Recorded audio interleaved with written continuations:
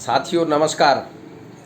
प्रधानमंत्री तो ये कहते हैं कि हम किसानों का सम्मान करते हैं, अपनी रैली में वो किसानों के कसीदे पढ़ने का भी काम करते हैं, लेकिन इनकी अपनी सांसद कंगना रनौत किसानों को गालियां देने का काम करती हैं और किसानों के लिए वही काले कानून 3 कृषि कानूनों को वापस लाने के लिए पुरजोर तरीके से वकालत करती है और कहती है कि इससे बखेड़ा खड़ा होगा।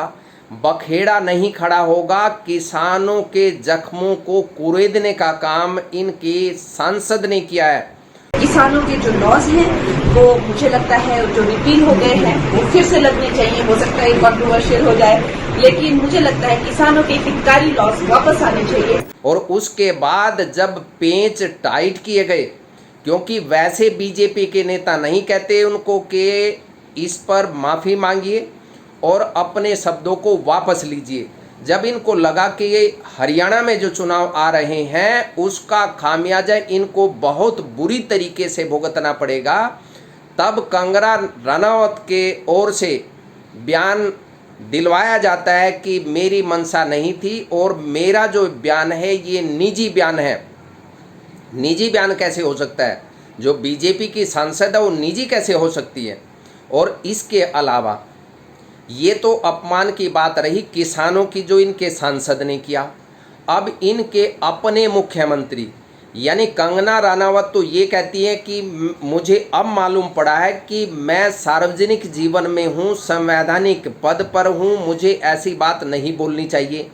लेकिन जो व्यक्ति 9.5 साल तक प्रदेश का मुख्यमंत्री रहा, उसने न केवल किसानों को मरवाने पिटवाने उनको जलील करने का काम किया, अब तो ये अपने कार्यकर्ता को भी जलील करके अपने प्रोग्राम से, प्रोग्राम तो हम कहेंगे नहीं क्योंकि मनोहर लाल खट्टर किसी प्रोग्राम में तो होते नहीं, वो तो किसी मैरिज पैलेस में या किसी जन्मदिन पर या किसी अपने प्रकोष्ठ के पदाधिकारियों को संबोधित करते नजर आते हैं, क्योंकि बड़ी रैलियों में वो नज़र नहीं आते, प्रधानमंत्री की रैली में वो नज़र नहीं आते, वो नदारद कर दिए गए हैं। बहुत चाल है इसके पीछे।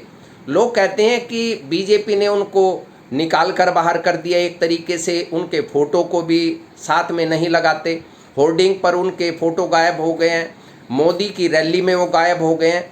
वो गायब नहीं हुए हैं, उनको गायब बहुत कायदे से नरेंद्र मोदी ने इसलिए किया है कि एक तो 10 साल का जो उनका कार्यकाल जो विवादों से भरा हुआ था, जो आक्रोश, जन आक्रोश हरियाणा के लोगों में मनोहर लाल खट्टर के प्रति था, एक तो उसको पर्दे के पीछे शांत करने की कोशिश की गई। दूसरा, जो नए मुख्यमंत्री बनाने का काम किया गया, सारा ठीकरा इस नए मुख्यमंत्री के सिर पर फोड़ दो, क्योंकि इनको पता है कि इस बार आने वाले तो है नहीं, इसलिए जो हार का ठीकरा वो नायब सैनी के ऊपर फोड़ देना कि भाई मुख्यमंत्री तो ये इनके नेतृत्व में चुनाव हुआ था और इनको मुख्यमंत्री हमने प्रोजेक्ट भी किया था, इसलिए सारा का सारा ठीकरा इस नायब सैनी पर फोड़ करके मनोहर लाल खट्टर को बचाने का काम करो। अब मनोहर लाल खट्टर तो जब मुख्यमंत्री थे तभी बहुत ज़्यादा बदतमीज थे। ये तो कभी किसी महिला को चांद पर भेजने की बात करते थे, कभी किसी को ये कहते थे कि ये किसी पार्टी का इसको मारो, लेकिन अब तो ये अपने ही कार्यकर्ताओं को जलील करके बाहर फिकवाने का काम करते हैं। की बार सरकार भाजपा की बनेगी पर हिसार से भाजपा का विधायक हारेगा। नहीं मैं आपको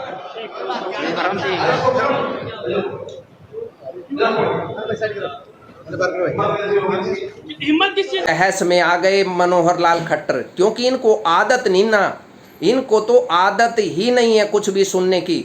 ये तो डिक्टेटर तरीके से, क्योंकि ऊपर से इनको थोपा गया था, ये कभी ग्राउंड में काम तो इन्होंने किया नहीं। क्यों मान सम्मान करेंगे किसी अपने कार्यकर्ता, किसी अपने पदाधिकारी का? जब ये अपने कार्यकर्ता पदाधिकारी का मान सम्मान नहीं करते तो आम जनता का मान सम्मान कैसे करेंगे? और सवाल अगर खड़ा कर दिया, सवाल अगर पूछ लिया मनोहर लाल खट्टर से, कोई अपराध थोड़ी कर दिया।